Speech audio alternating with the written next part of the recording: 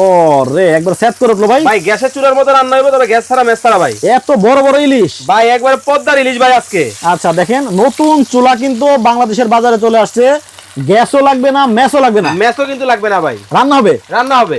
আচ্ছা, এটা ভাই কারেন্ট বিল আসবে তো বেশি? আরে ভাই কি বলেন, দৈনিক রান্না করবেন কত জানেন?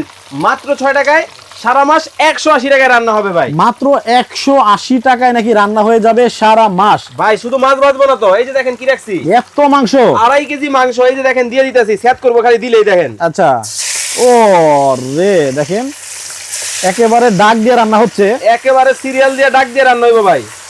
আচ্ছা আচ্ছা, মানে ইলেকট্রিক তো, তাই না? জি অবশ্যই ইলেকট্রিক চুলা ভাই। আচ্ছা, আবার কিছুদিন পরে যদি নষ্ট হয়ে যায়? ভাই ওয়ারেন্টি গ্যারান্টি আছে, টেনশন নেওয়ার কোনো কারণ নাই ভাই। আচ্ছা, তাহলে ভাই এটার মধ্যে কি খালি তরকারি রান্না করা যায়? এই যে কাছে আসেন, এই পাশে আসেন, এখানে কি ভাই ভাত?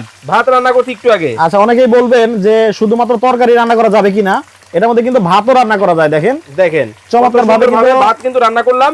এখন আমি এই যে দেখেন তরকারি একটু লাড়া দিয়ে দেই। আচ্ছা, ওয়াও, দেখেন কালারটা কি খুবই চমৎকার, খুবই সুন্দর। ভাই এই যে মাছটা তো পুড়ে গেল। ভাই কিসের পুরা লাগালাগির কথা কইতেছেন আপনি? এই যে দেখেন কত সুন্দর কালার হয়েছে, দেখছেন কত সুন্দর কালার চলে আসে দেখেন।